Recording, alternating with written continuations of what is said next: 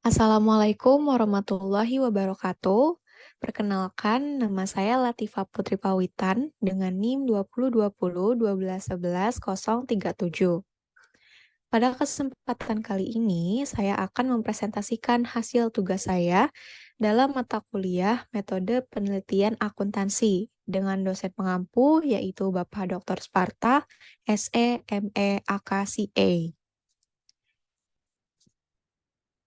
Dalam tugas metode penelitian akuntansi ini, saya mengambil judul penelitian yaitu pengaruh kinerja environment, sosial, governance terhadap kebijakan dividen perusahaan manufaktur di Indonesia periode 2017 sampai dengan 2022.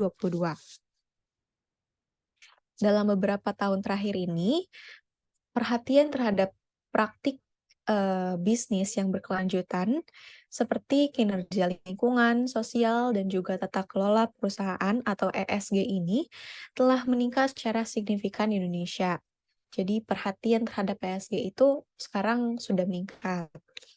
Perusahaan manufaktur juga mulai memperhatikan faktor-faktor ESG dalam hal operasional mereka, keseharian mereka terapkan ESG.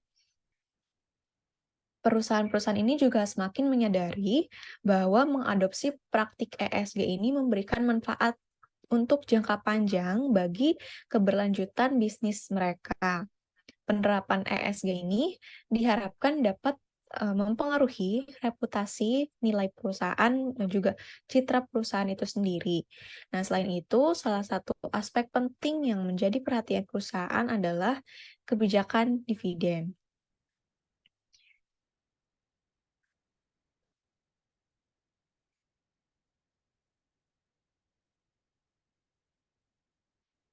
Nah, di sini yang pertama ada pengertian dari dividen itu sendiri. Pengertian secara singkatnya adalah dividen itu merupakan suatu keuntungan yang diberikan oleh perusahaan kepada para pemegang saham, yang besaran dan nilai dividennya itu ditetapkan oleh direksi dalam rapat umum pemegang saham. Yang mana dalam RUPS ini nantinya akan ada kebijakan dividen dari keputusan manajemen. Apakah akan membagikan laba sebagai dividen atau akan menahan laba tersebut yang nantinya akan menjadi retained earning atau laba ditahan. Nah, kebijakan dividen ini merupakan keputusan penting yang diambil perusahaan dalam mendistribusikan kekayaan pada para pemegang saham. Seiring dengan meningkatnya kesadaran tentang praktik ESG ini, ada kecenderungan bahwa kinerja ESG dapat mempengaruhi kebijakan dividen perusahaan. Nah, namun masih belum banyak penelitian yang membahas atau yang mengkaji tentang bagaimana pengaruh kinerja ESG terhadap kebijakan dividen di perusahaan, khususnya di Indonesia. Ada penelitian sebelumnya, tapi tidak banyak. Nah, di sini kita lihat latar belakang masalah dari penelitian ini. Nah, di sini sudah terlihat beberapa berita-berita, di sini ada 3. Yang pertama adalah pembayaran dividen bakal ramai. Ini daftar 10 dividen saham terbesar tahun 2022. Selain itu juga ada berita masih rugi triliunan, waskita tak bagikan dividen. Lalu yang terakhir ada adikarya tak bagi dividen. Ini alasannya. Nah, jadi setiap perusahaan memiliki kebijakan dividennya masing-masing. Apakah akan membagikan dividen tersebut? Mungkin perusahaan itu sedang mendapatkan laba yang besar, mungkin juga mengalami kerugian sehingga tidak membagikan dividen atau menahan dividen dulu nih. Lebih baik diinvestasikan kembali atau memang masih kekurangan laba sehingga menahan dividen untuk dibagikan. Ada juga yang tak bagikan dividen seperti adikarya ini, tapi bukan karena dia tidak menghasilkan laba. Dia menghasilkan laba, tetapi memang kebijakan dari manajemennya untuk menahan, mungkin diinvestasikan kembali labanya eee, untuk kegiatan operasional mereka dan ataupun sebagainya. Jadi pada tahun 2023 ini, beberapa perusahaan memutuskan membayar dividen yang lebih tinggi kepada para pemegang saham mereka karena mencatat pertumbuhan laba yang signifikan atau memiliki kelebihan kas yang cukup untuk dibagikan kepada para pemegang saham, dan juga ada yang mengalami penurunan laba atau kebutuhan modal tambahan, sehingga mereka memutuskan tidak membagikan atau mengurangi dividen itu sendiri. Namun, di balik berita ini, faktanya adalah banyak perusahaan yang tetap membagikan dividen atau tetap mempertahankan kebijakan dividen yang stabil untuk memberikan kepastian bagi para pemegang saham dan membangun kepercayaan dalam jangka panjang. Nah, dalam beberapa kasus, perusahaan juga memutuskan untuk menunda pembayaran dividen. Hal ini disebabkan oleh alasan seperti misalnya restrukturisasi bisnis, pengumpulan dana tambahan, atau situasi keuangannya sedang sulit. Di sini ada Pasal 70 ayat 3 Undang-Undang Nomor 40 Tahun 2007 tentang perseroan terbatas dan anggaran dasar perseroan. Perusahaan diperbolehkan untuk membagikan dividen kepada para pemegang saham jika perusahaan memiliki saldo keuntungan atau laba yang positif. Jadi dengan adanya undang-undang ini, ketika perusahaan mendapatkan keuntungan atau laba yang positif, maka mereka diperbolehkan untuk membagikan dividennya kepada para pemegang saham.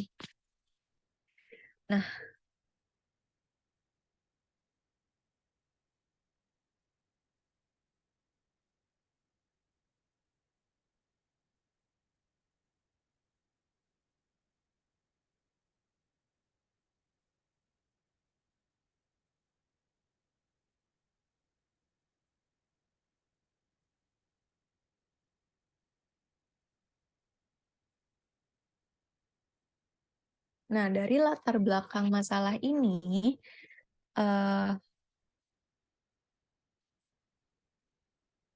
jadi ada trade off bagi perusahaan yang mereka akan membagikan dividen atau enggak nih, gitu. Nah, maka saya mengambil judul penelitian ini. Jadi, ada tidak pengaruhnya ESG terhadap kebijakan dividen?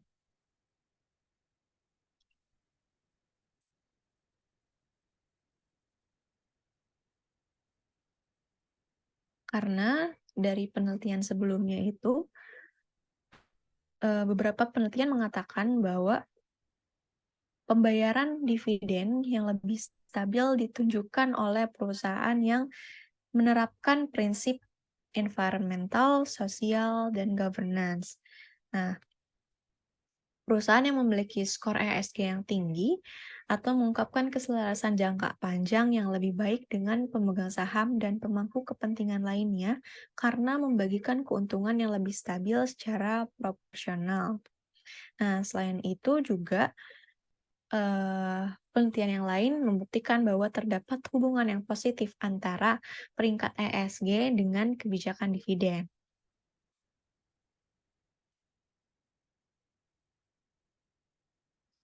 Ketika perusahaan mengeluarkan biaya untuk ESG-nya, menerapkan prinsip ESG, maka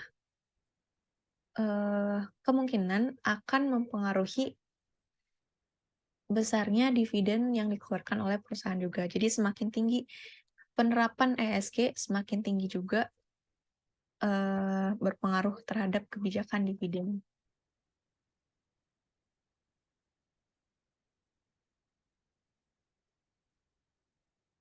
Selanjutnya adalah identifikasi masalah.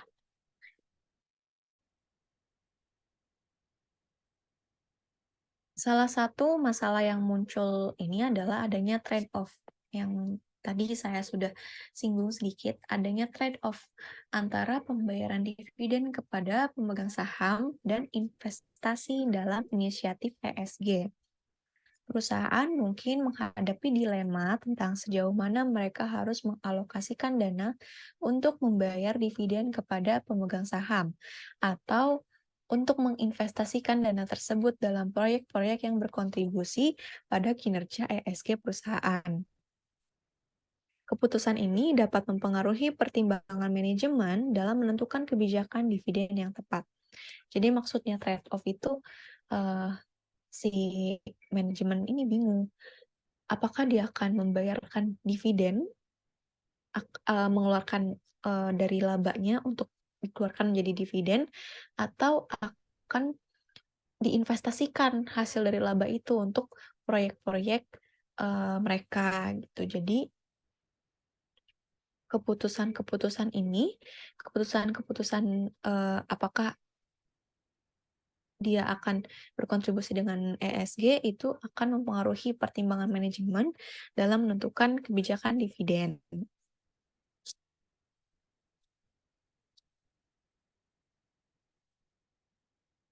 Nah, sehingga jika dirumuskan masalah atau perumusan masalah dari penelitian ini, yang pertama adalah bagaimana sih pengaruh environmental performance atau kinerja lingkungan terhadap kebijakan dividen perusahaan manufaktur di Indonesia. Yang kedua, bagaimana pengaruh kinerja sosial terhadap kebijakan dividen perusahaan di Indonesia. Lalu yang ketiga, bagaimana pengaruh kinerja tata kelola terhadap kebijakan dividen perusahaan manufaktur di Indonesia. Dan penelitian ini juga dibatasi ruang lingkupnya, yaitu dengan difokuskan dengan beberapa topik agar mendapatkan kesimpulan yang baik. Beberapa pembatasan masalah dalam penelitian ini, yang pertama adalah hanya fokus membahas masalah yang berkaitan dengan ESG dan kebijakan dividen. Di mana ESG-nya itu nanti kan dibagi ada environmental, sosial, dan governance. Jadi masing-masing gitu. Dan yang kedua, pembatasan yang kedua adalah penelitian ini juga menggunakan variable control, yaitu firm size dan juga return on equity atau ROE. Dan yang ketiga adalah nantinya data-data yang diolah meliputi perusahaan manufaktur yang terdaftar di Bursa Efek Indonesia dan juga mempublikasikan laporan tahunannya pada periode tahun 2017 sampai dengan 2022 dan juga memiliki data-data yang dibutuhkan oleh penelitian ini. Maka dari identifikasi masalah, perumusan masalah, dan juga pembatasan masalah, tujuan dari penelitian ini adalah yang pertama, untuk mengetahui pengaruh environmental performance atau kebijakan lingkungan terhadap kebijakan dividen perusahaan manufaktur di Indonesia. Yang kedua, untuk mengetahui pengaruh social governance terhadap kebijakan dividen perusahaan manufaktur di Indonesia. Dan yang ketiga adalah untuk mengetahui pengaruh governance performance terhadap kebijakan dividen perusahaan manufaktur di Indonesia. Jadi, dibedakan antara environmental, sosial, dan juga governance. Nah, manfaat penelitian di sini ditujukan untuk akademisi, perusahaan, dan juga investor. Di mana bagi para akademisi, penelitian ini diharapkan dapat bermanfaat bagi dunia akademik sebagai tambahan referensi mengenai pengaruh environmental, sosial, dan governance terhadap kebijakan dividen pada perusahaan manufaktur yang listing di Bursa Efek Indonesia. Penelitian ini juga diharapkan dapat dijadikan acuan untuk penelitian selanjutnya.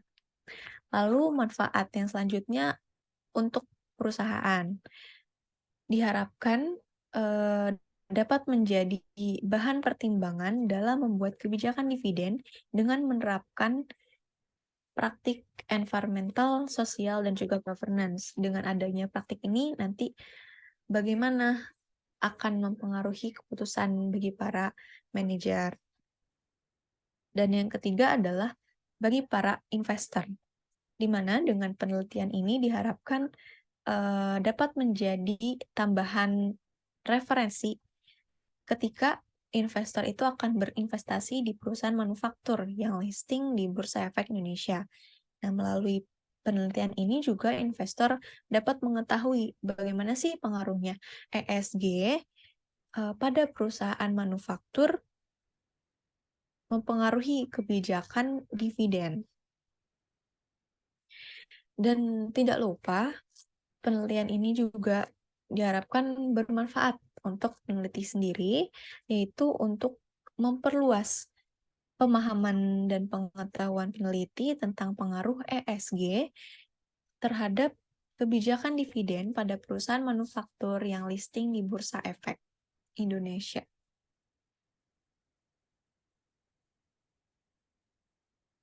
Nah, itu adalah untuk bab 1, di mana sistematika penulisan dari penelitian saya yang pertama, bab 1 pendahuluan yang tadi sudah dijelaskan, terdiri dari latar belakang, ruang lingkup masalah, identifikasi masalah, perumusan masalah, pembatasan masalah, tujuan penelitian, manfaat penelitian, dan juga yang terakhir adalah sistematika pelaporan. Sistematika pelaporan yang pertama bab 1 pendahuluan, lalu bab 2 nanti akan dibahas tentang landasan teori, kerangka pemikiran, dan juga hipotesis, disertai dengan penelitian terdahulu, pengembangan hipotesisnya, dan kerangka pemikirannya. Lalu yang terakhir ada bab 3, itu tentang metode penelitian. Bab 3 ini terdiri dari desain penelitian, populasi dan sampel, jenis dan sumber data, definisi operasional variabel, metode pengumpulan data, dan juga metode analisis data. Karena metode penelitian akuntansi ini hanya sampai bab 3, yaitu menjadi proposal. Jadi hanya sampai bab 3.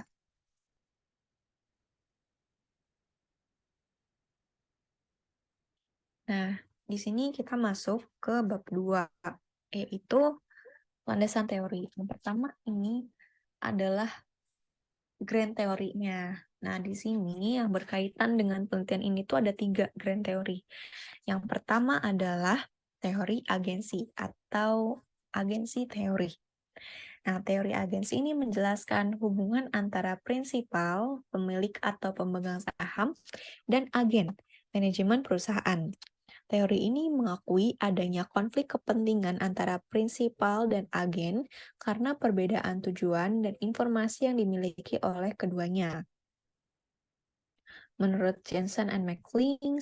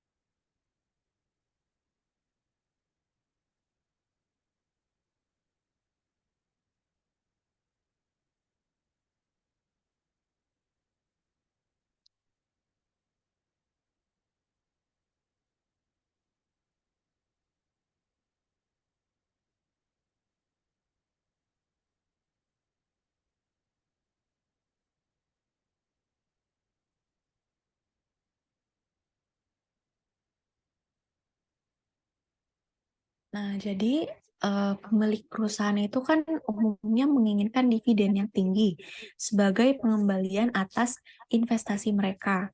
Sementara manajemen mungkin lebih memprioritaskan penggunaan laba untuk pertumbuhan perusahaan atau kepentingan pribadi mereka. Nah, teori keagenan ini menunjukkan bahwa menjadi alat yang mengontrol kebijakan manajerial karena mengurangi sumber daya yang tersedia untuk investasi yang tidak menguntungkan. Kebijakan dividen juga berfungsi sebagai mekanisme yang mencegah investasi sosial yang berlebihan, mencegah manajer kehilangan uang atas pengeluaran sosial yang berlebihan. Nah, dalam kerangka teori agensi ini, pemegang saham dapat menggunakan informasi tentang kinerja ESG untuk mengevaluasi manajemen perusahaan. Jika manajemen menunjukkan komitmen terhadap praktik ESG yang baik dan mencerminkan kepentingan pemegang saham mungkin lebih cenderung mendukung kebijakan dividen yang lebih tinggi. Hal ini karena kinerja ESG yang baik mencerminkan keberlanjutan jangka panjang perusahaan yang dapat meningkatkan kepercayaan dan mengurangi konflik keagenan. Jadi, teori agensi ini berhubungan dengan penelitian ini. Nah, selain agensi teori, ada juga signaling teori atau teori sinyal yang berhubungan dengan penelitian ini. Teori sinyal ini dikemukakan pertama kali oleh Spence tahun 1973, di mana menjelaskan bahwa pihak pengirim atau pemilik informasi memberikan suatu isyarat atau sinyal berupa informasi yang mencerminkan kondisi suatu perusahaan yang bermanfaat bagi pihak penerima atau investor.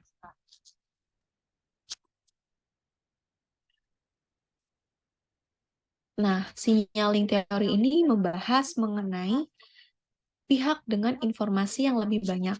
Dalam hal ini, perusahaan mengirimkan sinyal berupa informasi sebanyak mungkin dalam rangka mengurangi asimetri informasi. Nah, sehingga perusahaan dapat dinilai sesuai yang diharapkan oleh manajemen. Teori pensinyalan menyatakan bahwa perusahaan dengan investasi dalam inisiatif ESG dan kebijakan pembayaran dividen mengirimkan pesan positif kepada investor bahwa inisiatif ESG ini tidak mungkin arus kas, tidak merugikan arus kas perusahaan.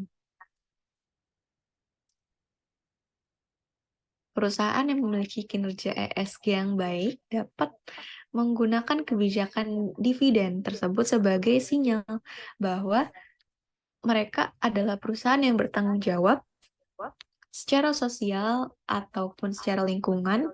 Nah, pembayaran dividen yang tinggi atau yang konsisten dapat menunjukkan bahwa perusahaan memiliki aliran kas yang cukup dan stabil atau yang baik, serta komitmen terhadap praktik bisnis dan berkelanjutan. Teori sinyal ini memberikan pemahaman yang penting tentang bagaimana perusahaan menggunakan kebijakan dividen sebagai sinyal kepada para pemegang saham terkait dengan kinerja environmental social governance mereka. Sinyal positif yang dihasilkan oleh kinerja ESG ini dapat mempengaruhi persepsi atau preferensi pemegang saham terkait dengan pembagian dividen di perusahaan. Nah, intinya signaling teori itu bagaimana manajemen memberikan sinyal yang baik terhadap para pemegang saham. Selain agensi teori dan signaling teori, ada juga stakeholder teori. Stakeholder teori ini dikemukakan pertama kali oleh Freeman tahun 1984 dan menggambarkan kepada pihak mana saja perusahaan bertanggung jawab. Stakeholder merupakan sekelompok orang yang berada di dalam perusahaan maupun di luar perusahaan yang mempunyai peran dalam menentukan keberhasilan perusahaan.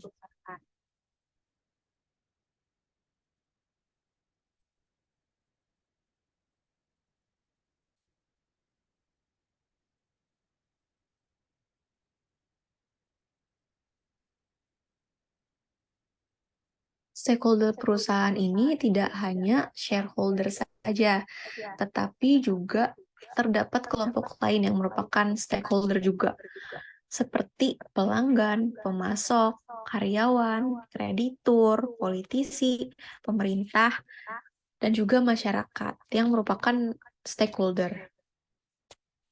Para stakeholder dapat dikategorikan menjadi dua, yaitu primary dan secondary, di mana primary stakeholder ini merupakan stakeholder yang secara resmi mempunyai relasi kontraktual dengan perusahaan, seperti klien, pemasok barang, dan karyawan perusahaan. Sedangkan secondary stakeholder merupakan stakeholder yang tidak mempunyai kontrak secara resmi dengan perusahaan, seperti aparatur pemerintah, media massa, dan masyarakat yang ada di sekitar perusahaan. Jadi intinya kalau primary stakeholder itu yang berhubungan langsung dengan perusahaan, kalau secondary stakeholder yang tidak berhubungan langsung dengan perusahaan. Nah, teori stakeholder menunjukkan bahwa keberlanjutan dan kesuksesan sebuah organisasi bergantung pada kemampuan organisasi untuk mencapai tujuan-tujuan ekonomi dan non-ekonomi, dengan cara memenuhi keinginan dari berbagai stakeholder-nya. Dalam penelitian ini, jika perusahaan menunjukkan kinerja ESG yang baik, pemegang saham dapat berpendapat bahwa perusahaan memiliki praktik yang berkelanjutan dan peduli akan dampaknya terhadap lingkungan dan juga masyarakat. Hal ini memberikan dukungan dan juga dorongan bagi para pemegang saham untuk mendukung kebijakan dividen yang lebih tinggi. Karena pembagian dividen yang adil dan berkelanjutan mencerminkan komitmen perusahaan terhadap berbagai stakeholder yang terlibat. Jadi dalam penelitian ini terdapat 3 grand teori. Yang pertama agensi teori, signaling teori, dan juga stakeholder teori. Itu untuk grand teori. Nah, untuk apply teori, yang pertama itu ada kebijakan dividen, di mana tadi sudah sedikit disinggung di awal di latar belakang. Kebijakan dividen itu merupakan suatu pedoman yang dimiliki perusahaan dalam membayar dividen. Apakah akan membayar dividen atau tidak? Berapa banyak yang harus dibayar? Kapan harus membayar? Dan seberapa sering untuk membayar dividen? Nah, kebijakan dividen ini menandakan komitmen penting yang menandakan kinerja masa lalu dan prospek masa depan perusahaan.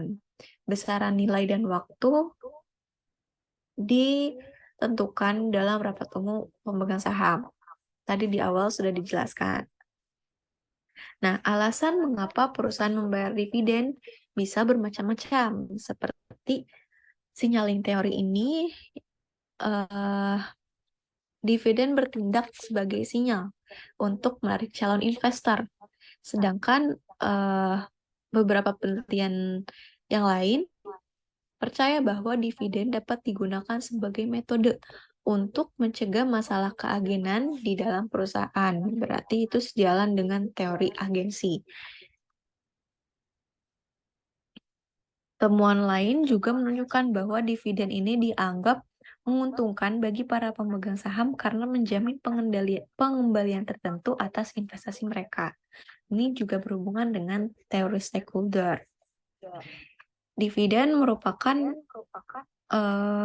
return yang akan diproksikan dengan Recording in progress. Jadi untuk kebijakan dividen itu dalam penelitian ini diproyeksikan menggunakan dividen payout ratio.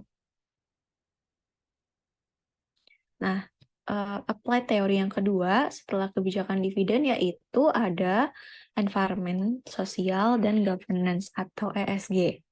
Nah, ESG ini merupakan sebuah standar perusahaan dalam praktik investasinya yang terdiri dari 3 konsep atau kriteria, yaitu environment atau lingkungan, sosial, dan juga governance atau tata kelola. ESG ini mengacu pada bagaimana perusahaan dan investor memasukkan isu-isu lingkungan, sosial, dan juga tata kelola ke dalam bisnis-bisnis mereka. Nah, penerapan ESG ini bermanfaat bagi investor untuk mengidentifikasi perusahaan yang produk atau layanannya sangat selaras dengan aspirasi masyarakat yang diakui secara luas. Jadi ketika perusahaan menerapkan praktik ESG itu akan semakin menarik minat investor untuk berinvestasi di perusahaan tersebut karena mereka dipandang baik, perusahaan tersebut dipandang baik oleh investor karena selaras dengan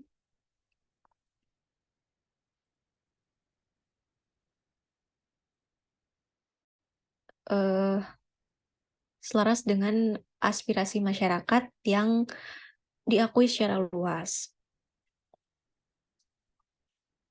Perusahaan dengan nilai ESG yang baik dan tinggi dapat berspekulasi memiliki hubungan yang baik pula dengan masyarakat dengan tetap mempertahankan kinerja keuangan yang stabil.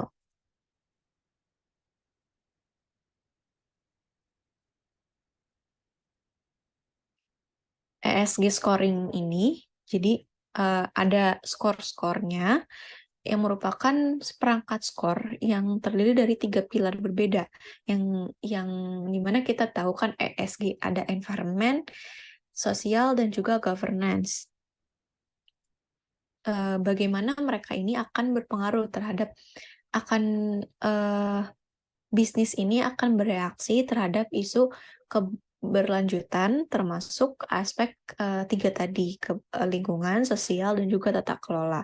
Nah, di Indonesia sendiri, ketentuan pelaksanaan ESG ini sudah ada sejak tahun 2017 berdasarkan Peraturan Otoritas Jasa Keuangan Nomor 51/POJK Nomor 3 2017. Dengan munculnya ESG dalam perekonomian Indonesia saat ini, maka diharapkan masyarakat Indonesia akan mempertimbangkan ESG sebagai salah satu pertimbangan mereka dalam berinvestasi.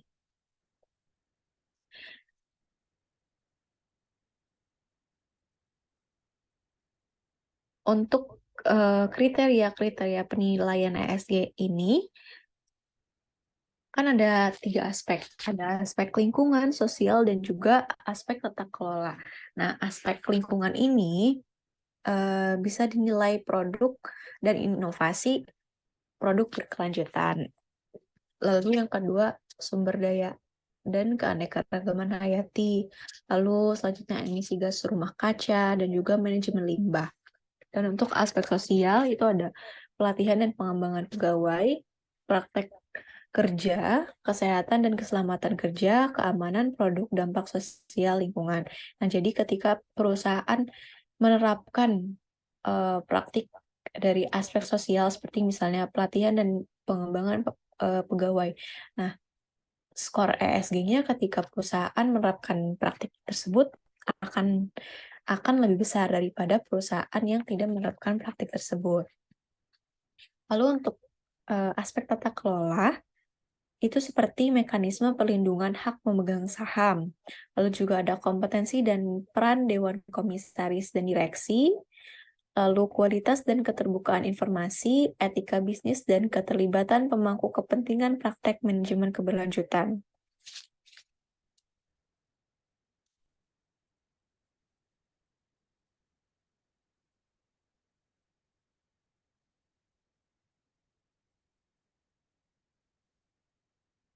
Nanti kan ada skor-skornya, nanti juga skor-skor itu tuh berdasarkan rating penilaian ESG score di mana ada kriteria perhitungan indikator dari Thomson Reuters.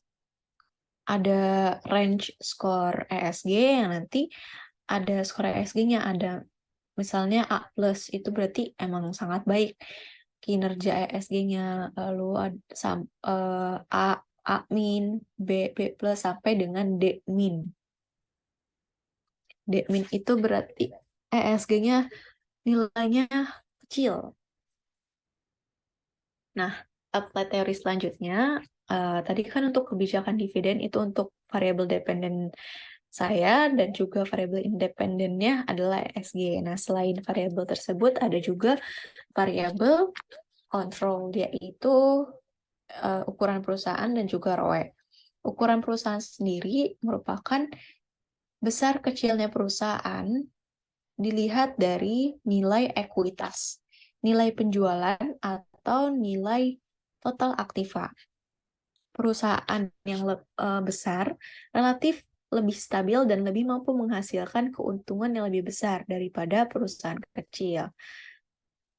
Penelitian sebelumnya mengungkapkan hubungan timbal balik antara ukuran perusahaan dan juga dividen yang diberikan kepada para investor. Untuk perhitungan firm saya sendiri itu menggunakan logaritma natural atau ln dari total aset.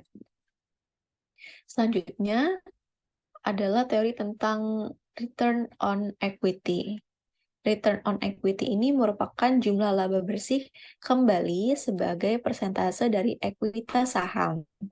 Return on equity digunakan untuk mengukur profitabilitas perusahaan dengan menggunakan berapa banyak sih keuntungan yang dihasilkan perusahaan dengan dengan uang yang pemegang saham telah investasikan. Jadi rasio ini mengukur sejauh mana perusahaan mempergunakan sumber daya yang dimiliki agar bisa menghasilkan laba atas ekuitasnya.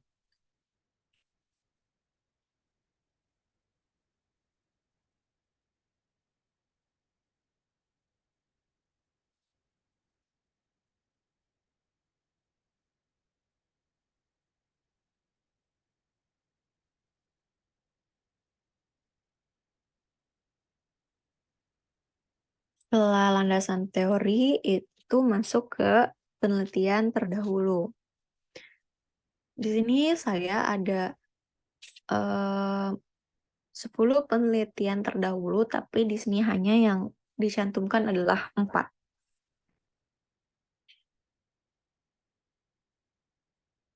Yang pertama adalah penelitian yang dilakukan oleh Vasconcelos et al. Tahun 2022. Judul penelitian ini yaitu Environmental, Social, and Governance, Performance and Dividend Policy, The Moderating Role of the Gender Diversity in Latin America.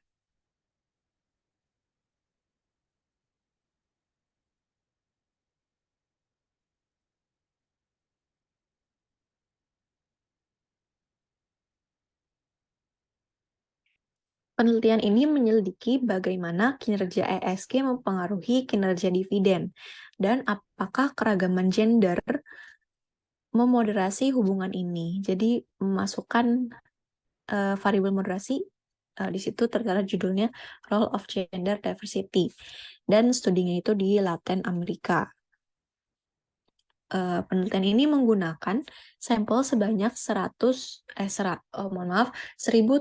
observasi tahun perusahaan untuk periode 2010 sampai dengan 2020 dari Brazil, Chili, Kolombia, Meksiko, Peru, dan menggunakan teknik estimate panel corrected standard error dan menunjukkan bagaimana pengaruh positif yang signifikan secara statistik antara kinerja ESG dan kebijakan dividen. Selain itu, keragaman gender memperkuat hubungan ini. Hasilnya konsisten dengan teori agensi dan juga pesinyalan. Jadi intinya, hasil dari penelitian yang pertama itu adalah terdapat hubungan positif yang signifikan secara statistik antara kinerja ESG dan kebijakan dividen. Lalu selanjutnya, Penelitian yang kedua yaitu penelitian yang dilakukan oleh Nata Prawira et al. Dengan judul penelitian The Effect of ESG and Earnings Management on Dividend Policy of Listed Firm in Indonesia. Di mana penelitian ini bertujuan untuk menilai apakah ada hubungan antara konsep ESG sebagai indikator pengganti CSR dan manajemen laba terhadap kebijakan dividen perusahaan. Selain itu juga penelitian ini menilai hubungan antara ukuran perusahaan, ROE, rasio likuiditas, pertumbuhan penjualan atau sales growth, resiko perusahaan dan arus kas dari operasi terhadap kebijakan dividen perusahaan. Nah, hasil dari penelitian ini menunjukkan hubungan positif signifikan terhadap kebijakan dividen dan manajemen laba memiliki hubungan negatif signifikan terhadap kebijakan dividen.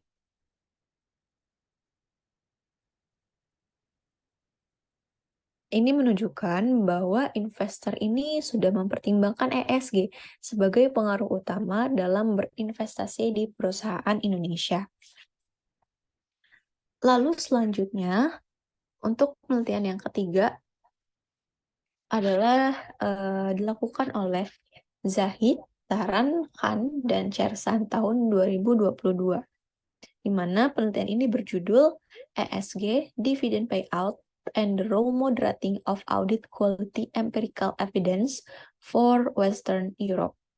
Di sini variabel independennya ESG, variabel dependennya dividend payout, dan mempunyai variabel moderasi yaitu kualitas audit. Studi empirik di Western Europe.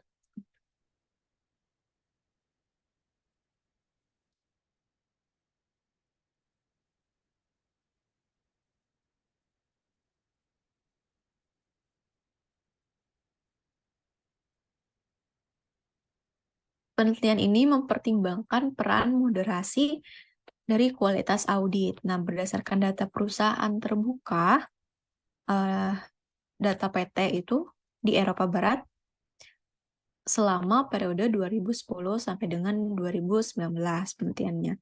Mereka menggunakan analisis regresi panel dan menunjukkan hasil bahwa ESG itu berpengaruh positif terhadap kebijakan dividen perusahaan di Indonesia. Nah, kualitas audit juga memiliki efek moderasi negatif pada tautan dividen ESG. Lazim di perusahaan yang melakukan audit keuangan. Jadi, intinya adanya keterlibatan praktek dari kualitas audit ini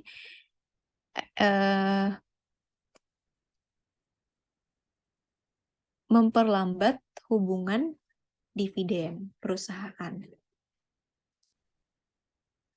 Lalu yang selanjutnya penelitian yang dilakukan oleh Ben Lemlich tahun 2019 dengan judul Corporate Social Responsibility and Dividend Policy, di mana yang kita tahu adalah CSR itu hampir mirip-mirip dengan ESG. Maka saya cantumkan sebagai penelitian terdahulu.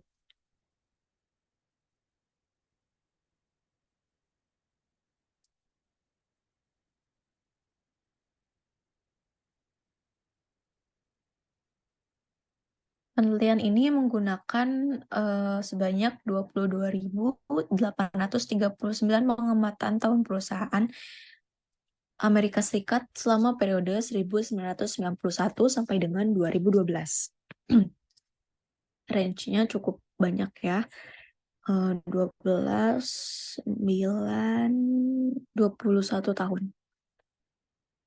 Menemukan bahwa perusahaan CSR yang tinggi membayar lebih banyak dividen daripada perusahaan yang CSR-nya rendah.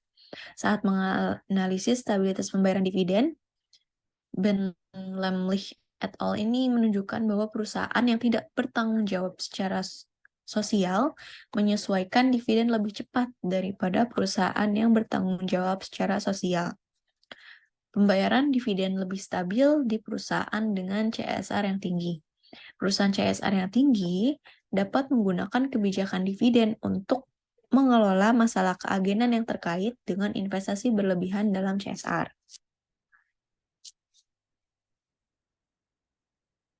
Itu merupakan 4 dari 10 penelitian di dalam penelitian saya. Ya.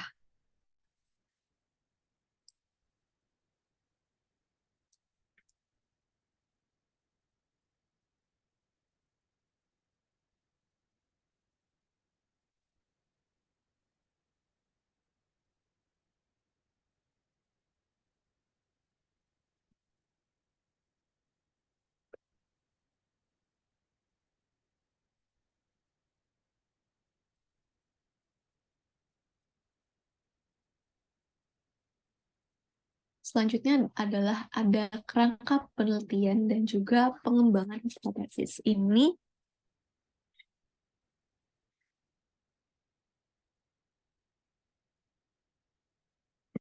Nah, di sini bisa dilihat kerangka penelitian dari penelitian yang saya lakukan. Variabel dependennya itu di sini sudah jelas, yaitu kebijakan dividen sebagai variabel Y. Lalu variabel independennya ada 3, yaitu environmental performance, itu sebagai X1, lalu social performance X2, dan juga governance performance itu X3. Di mana di sini dari ketiga variabel independen ini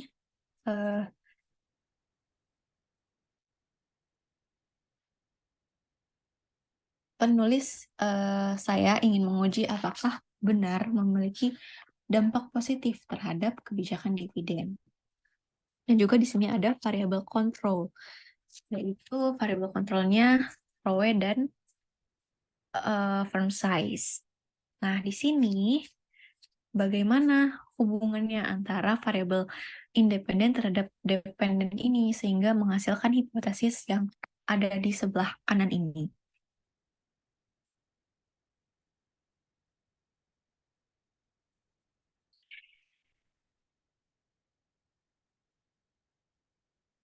Nah, jadi menurut teori-teori yang sudah dijelaskan sebelumnya, salah satunya teori sinyal, itu lebih banyak pengetahuan yang mengarah pada kepercayaan investor yang lebih tinggi dalam pengambilan keputusan manajerial. Akibatnya, mereka lebih percaya diri dalam mengarahkan investasi mereka ke perusahaan dengan reputasi tata kelola perusahaan yang kuat. Pelaporan ESG ini dapat memberikan sinyal kepada para pasar keuangan bahwa organisasi dapat mengendalikan resiko lingkungan dan juga sosial. Investor mengaitkan pengungkapan ini dengan tata kelola perusahaan yang kuat, modal sosial yang tinggi, reputasi yang baik, dan basis investor yang besar, sehingga resiko istimewa dianggap mudah. Peningkatan profitabilitas atau laba yang lebih tingginya diharapkan dari praktik-praktik ESG yang mungkin membutuhkan waktu dan keuntungan finansial dalam jangka panjang, sehingga investor ini dalam jangka panjang lebih menyukai perusahaan yang mempunyai nilai ESG yang tinggi, sedangkan investor jangka pendek lebih memilih sebaliknya. Itu menurut penelitian sebelumnya. Nah, secara keseluruhan, berbagai aspek mendefinisikan praktik ESG ini memiliki pengaruh strategis dan signifikan terhadap aktivitas perusahaan, kinerja keuangan, dan keputusan terkait dividen. Nah, jika perusahaan memiliki kinerja ESG yang kuat dalam hal lingkungan, nih yang pertama, kinerja lingkungannya kuat nih, seperti praktik ramah lingkungan, pengelolaan limbah yang efisien, dan investasi dalam energi terbarukan. Hal ini dapat memberikan kepercayaan kepada pemegang saham dan pasar bahwa perusahaan beroperasi secara berkelanjutan. Nah, dalam hal ini, perusahaan mungkin cenderung membayar dividen yang lebih tinggi sehingga pengakuan atas kinerja ESG baik. Nah, sehingga dari kerangka penelitian yang pertama ini, environmental performance terhadap kebijakan dividen, pengaruhnya positif. Nah, pengembangan hipotesisnya itu yang pertama ini. Environmental performance berpengaruh terhadap kebijakan dividen perusahaan manufaktur di Indonesia. Itu untuk hipotesis yang pertama. Lalu selanjutnya, kita lihat lagi di kerangka. Penelitian ini yang kedua adalah social performance. Nah, ketika kinerja ESG yang baik dalam aspek sosial, seperti kebijakan karyawan yang adil, tanggung jawab sosial perusahaan, atau kontribusi positif terhadap komunitas, itu akan dapat meningkatkan reputasi perusahaan. Nah, ketika reputasi perusahaan baik, itu akan berdampak positif terhadap kepercayaan pemegang saham dan investor, yang pada gilirannya dapat mendorong perusahaan untuk membayar dividen yang lebih baik untuk mempertahankan dan meningkatkan citra positifnya. Sehingga di sini nih ada pengaruh positif juga antara kinerja performance terhadap kebijakan dividen. Maka pengembangan hipotesisnya itu hipotesis yang kedua yaitu social performance berpengaruh terhadap kebijakan dividen perusahaan manufaktur di Indonesia. Nah, di sini hanya berpengaruh, tidak berpengaruh positif karena memang dengan artinya berpengaruh itu maksudnya positif gitu. Nah, itu untuk hipotesis yang kedua. Lalu selanjutnya adalah hipotesis yang ketiga. Tata kelola perusahaan yang baik termasuk seperti praktik transparansi, etika, dan akuntabilitas itu dapat meningkatkan kepercayaan dan keyakinan investor. Perusahaan dengan tata kelola yang baik mungkin lebih cenderung memiliki kebijakan dividen yang stabil dan dapat diandalkan karena tata kelolanya baik. Nah, investasi yang dilakukan oleh perusahaan dalam aspek tata kelola yang kuat dapat memberikan keyakinan kepada para pemegang saham bahwa dividen akan dikelola dengan baik dan didistribusikan secara adil. Nah, sehingga ketika kinerja tata kelola baik ini, nah di sini ada dampak positif nih terhadap kebijakan dividen. Sehingga dari kerangka penelitian yang ketiga ini timbullah pengembangan hipotesis yang ketiga, yaitu governance performance berpengaruh terhadap kebijakan dividen perusahaan manufaktur di Indonesia.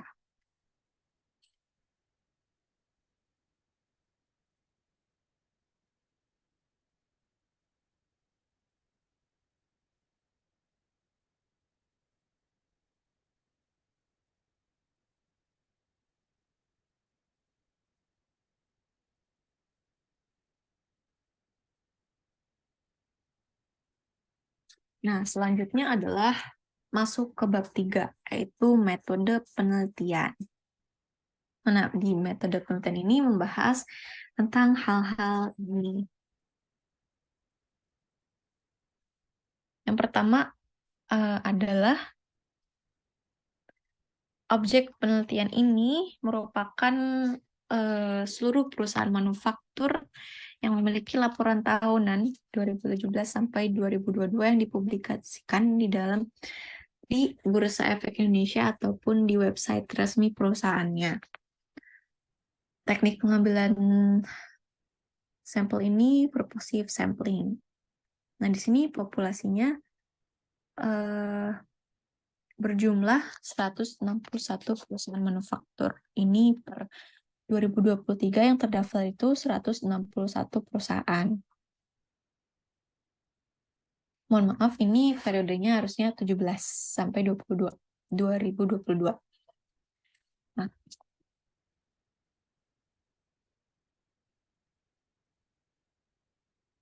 kriteria sampel yang pertama adalah perusahaan manufaktur yang listing di Bursa Efek Indonesia selama periode penelitian dari tahun 2018 sampai dengan tahun 2022. Yang kedua adalah perusahaan yang memiliki ESG score dari Thomson Reuters Icon Database periode, mohon maaf, dari tahun 2017 sampai dengan 2022. Dan juga yang ketiga adalah perusahaan dengan nilai ekuitas yang positif.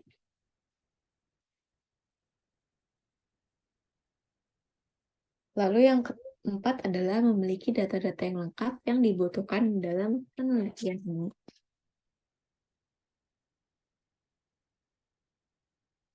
Untuk desain penelitian yaitu menggunakan pendekatan kuantitatif yang dapat diartikan sebagai metode penelitian yang didasarkan pada sifat positivisme digunakan untuk meneliti pada populasi atau sampel tertentu. Pengumpulan instrumen penelitian, analisis data bersifat kuantitatif statistik dengan tujuan untuk menguji hipotesis yang telah ditetapkan. Datanya di sini data panel, karena dari tahun 2017 sampai 2022, data panel itu merupakan data gabungan antara runtun waktu dan data-data seksi silang atau cross-section. Lalu sumber datanya itu dari IDX atau BI,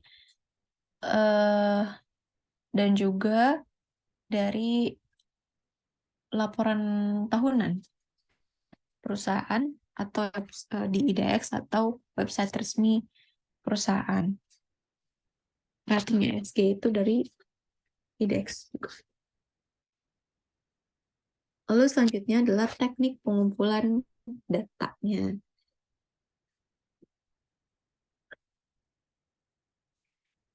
Teknik pengumpulan data ini merupakan langkah yang paling strategis dalam penelitian karena tujuan utama dari penelitian tersebut untuk mendapatkan data. Teknik pengumpulan data yang digunakan oleh penulis sendiri untuk memperoleh informasi dan data yaitu dengan menggunakan data sekunder berupa laporan keuangan yang tersedia di website Bursa Efek Indonesia dan Thomson Reuters Icon.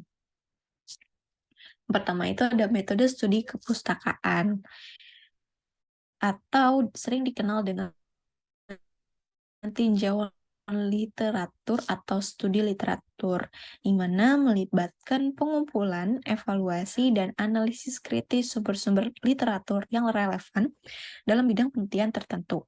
Metode ini memanfaatkan karya-karya yang telah diterbitkan, seperti buku, jurnal, artikel, laporan penelitian, dan sumber-sumber lainnya yang relevan. Nah, contohnya seperti ketika membuat bab 2, itu kan butuh teori-teori yang ada di buku atau jurnal. Nah, maka penulis menggunakan metode studi kepustakaan untuk melengkapi data-data yang harus dilengkapi untuk tugas ini.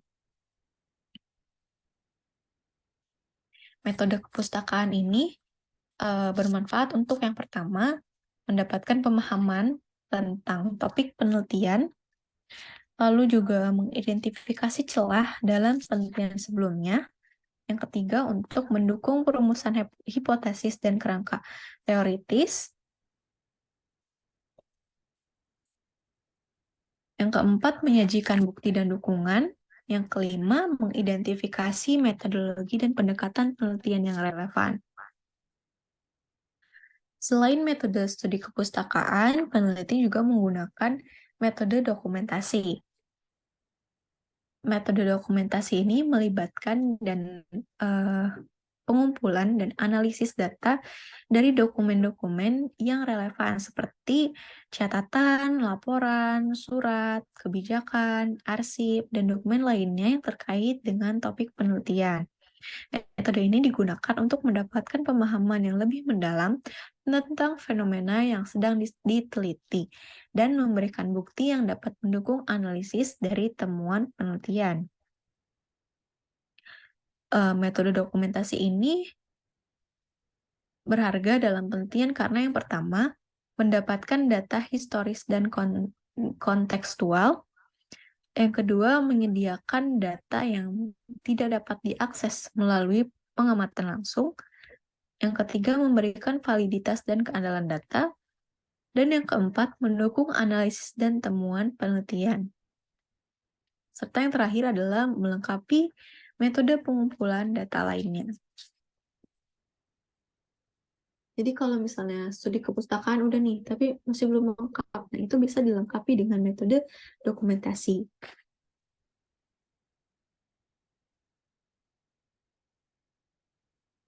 Selanjutnya adalah operasionalisasi variabel.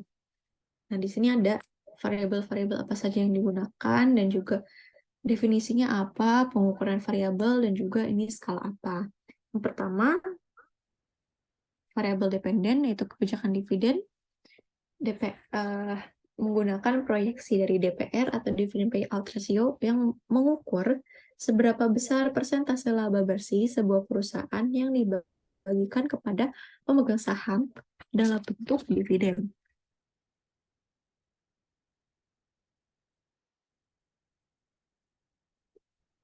Rumus dari dividen payout ratio itu merupakan dividen per share dibagi dengan earning per share. Skalanya adalah rasio.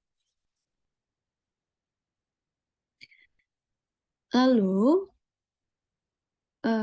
selanjutnya adalah variabel independen. Independen ini kan ada dua ya. Ada tiga, environmental, sosial, dan governance. Nah, untuk skor environmental, kinerja environmental diukur menggunakan environmental score. Yang tadi sudah disebutkan ada aspek-aspeknya yang nanti dinilai, yang diberi nomor atau skor 0 sampai 100. Itu numerik. Nah, skor lingkungan ini mengukur sejauh mana perusahaan memenuhi prinsip-prinsip dan standar lingkungan dalam operasional mereka. Lalu yang selanjutnya adalah social performance. Pengukurannya menggunakan social score sama range-nya 0 sampai 100. Skor sosial ini merupakan ukuran dari penilaian terhadap kinerja suatu perusahaan dalam hal tanggung jawab sosial dan dampaknya terhadap masyarakat dan stakeholder lainnya.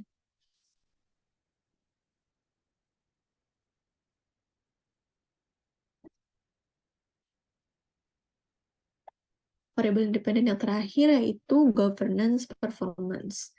Penilaiannya menggunakan skor governance, range-nya 0 sampai 100, di mana skor tata kelola ini merupakan ukuran atau penilaian terhadap kinerja suatu perusahaan dalam hal tata kelola perusahaan yang baik dan efektif. Nah, selain variabel dependen dan independen, ada juga variabel kontrol. Yang pertama adalah firm size atau ukuran perusahaan, di mana merupakan besar kecilnya perusahaan dilihat dari nilai ekuitas, nilai penjualan, dan nilai total aktiva. Di sini menggunakan rumus Lund total aset. Selanjutnya adalah return on equity. Pengukurannya menggunakan ROE, laba setelah pajak dibagi total equity. Skalanya rasio. Ini jadi mohon maaf, seharusnya tidak usah dikali 100%. ROE ini merupakan jumlah laba bersih kembali sebagai persentase dari ekuitas pemegang saham. Rasio ini mengukur sejauh mana suatu perusahaan mempergunakan sumber dana yang dimiliki agar bisa menghasilkan laba atas ekuitasnya.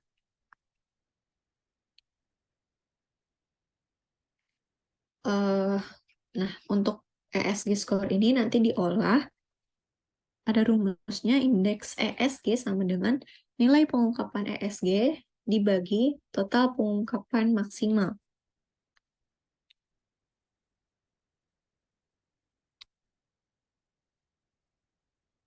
Nanti kalau sudah dihitung indeksnya, dilihat range skor ESG-nya itu dapat berapa, nilai ESG skornya dapat apa nilainya, apakah A plus, A min, B, B min, B plus, C, C min, atau sampai bahkan D min.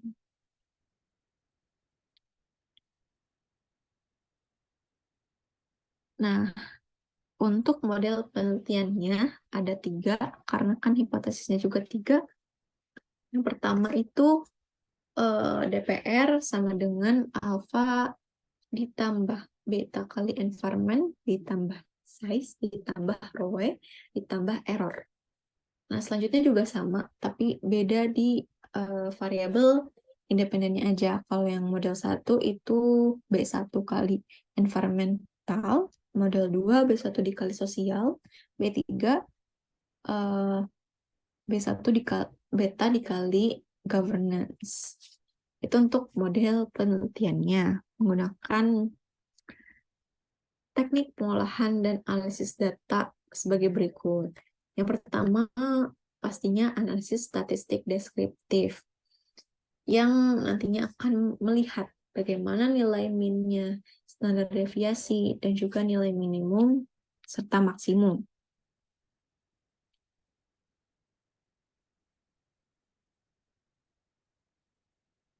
Dari analisis statistik deskriptif ini kita bisa lihat nilai min dengan nilai tengahnya itu yang baiknya nilainya sama. Itu berarti datanya sudah bagus. Tapi kalau misalnya masih jauh, berarti harus ada data-data yang dibuang atau yang tidak masuk diolah gitu karena datanya mempunyai penyimpangan atau perbedaan yang cukup signifikan dengan data-data lain yang dihitung. Lalu selain analisis statistik deskriptif, ada juga uji asumsi klasik, di mana uji asumsi klasik ini terdiri dari uji normalitas, heteroskedastisitas, uji autokorelasi, dan uji ketergantungan linear.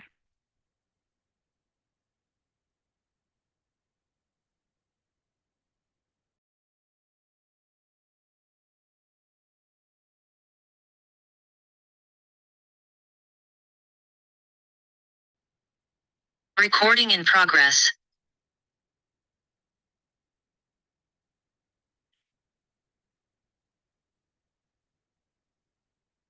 Uji asumsi klasik ini uji normalitas, heteroskedastisitas, dan lainnya itu dipakai untuk menguji apakah datanya itu sudah bagus, baik, dan bisa digunakan untuk penelitian ini. Nantinya hipotesis itu sebenarnya berpengaruh dari bagus atau tidaknya data yang diolah.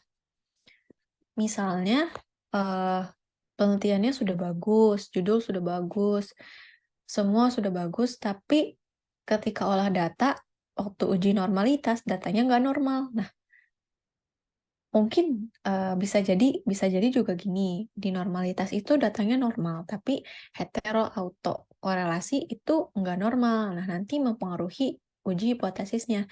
Misalnya, eh, harusnya hipotesisnya itu diterima, tapi tidak eh, malah ditolak karena datanya itu tidak mencerminkan apa yang diteliti. Atau bisa juga hasilnya mengambang karena datanya kurang bagus, jadi hasilnya tuh mengambang eh, sedikit lagi signifikan, tapi masih belum signifikan. Nah, setelah uji asumsi klasik, dipastiin nih datanya udah benar, akan dilakukanlah uji hipotesis. Oh ya, sebelum uji asumsi klasik, itu kita harus uji dulu uji Chow, Hausman, dan LM. Itu untuk sebelum asumsi klasik. Nah, setelah uji itu, kita menggunakan dapat metodenya apa, metode fix, random, atau fix, random, atau FAMREM, atau SEM. Nah, itu kalau udah uji asumsi klasik. Nah, setelah itu uji hipotesis. Untuk menguji hipotesis kita tuh ditolak atau jangan ditolak. Uji hipotesis ini terdiri dari ada uji T, uji koefisien determinasi atau R-square, dan juga ada uji F-test. Ini semua ada ketentuannya, kayak misalnya pakai tabel T, nanti angka yang keluar tuh harus lebih atau kurang dari angka ini gitu. Jadi untuk melakukan teknik pengolahan dan analisis data, harus dipastikan penelitian itu harus membaca teori dulu agar nanti bisa menjalankan uji-uji ini dan menghasilkan hipotesis yang diharapkan oleh peneliti.